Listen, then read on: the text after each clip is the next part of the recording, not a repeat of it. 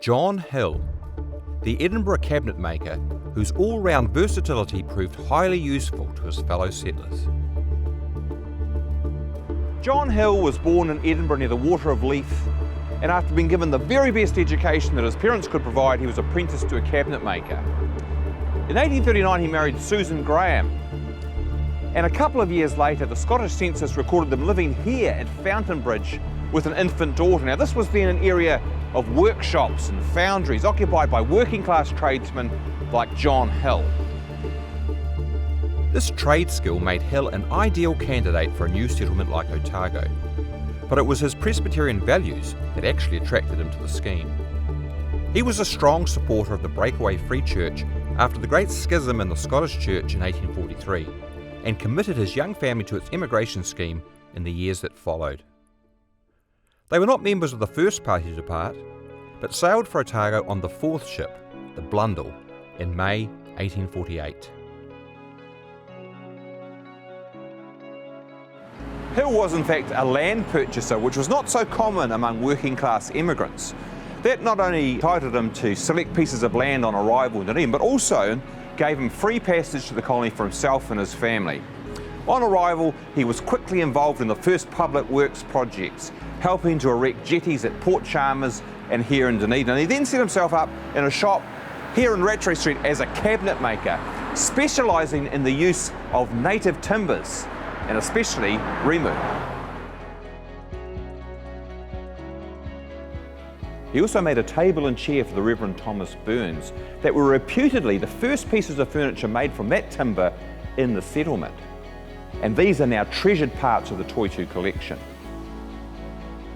He went on to make a judge's chair for the short-lived Dunedin Supreme Court in 1850. Now that's also now a museum piece here on display at Toitu, and both of those items are fairly basic in their construction methods, but they're good examples of the practical orientation of the early settlers and the types of furniture they needed in that context.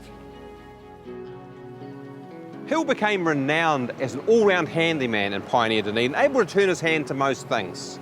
As well as making furniture, for example, he could also repair clocks and watches, and he would make wedding rings for pioneers getting married from gold coins. He also set up a small water wheel here in McLagan Street, powered no doubt by the Toitu stream, and with the attached mill he was able to grind coffee and spices for a happy clientele. This adaptability ensured that his memory was esteemed by his fellow early settlers in after years, and many pieces of his work were donated to the museum collection. He stood firm too on workmen's rights, pasting a copy of the hard-won 8-hour working day regulations granted by the New Zealand Company after Dunedin's strike in 1849 onto the inside lid of his tool chest. John Hill was an elder in his church congregation in Edinburgh, and he was elected to the same position here at First Church soon after his arrival. He played a full part in church affairs and was one of those old-school Presbyterians who was deeply affronted by the introduction of instrumental music to their worship in 1888. He also held out against the union of the Free Church-dominated Otago congregations with the more liberal branch of the Northern Presbyterian Church in New Zealand.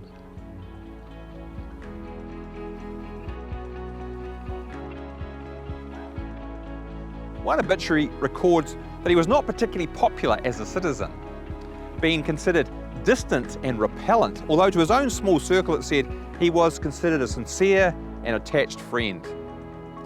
He lost his wife in 1856 and married twice more, in 1857 to Mary Dixon and then again in 1879 to Jane Shepherd.